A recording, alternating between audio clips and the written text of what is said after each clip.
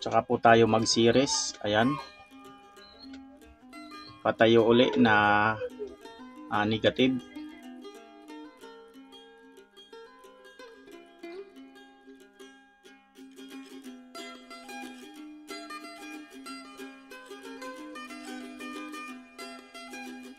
Yan, higpitan lang natin ng maayos para hindi magkaroon ng loose connection.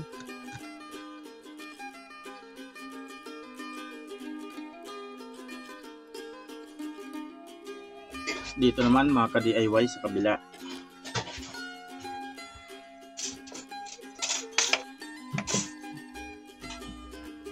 Tapos ito po yung copper wire na tabbing wire.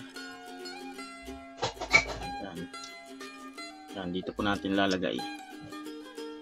Kasi dito rin ang koneksyon ng wire ng BMS at saka active balancer. Okay. Mayroon na pong washer. Tsaka lagyan din natin ng washer sa ilalim.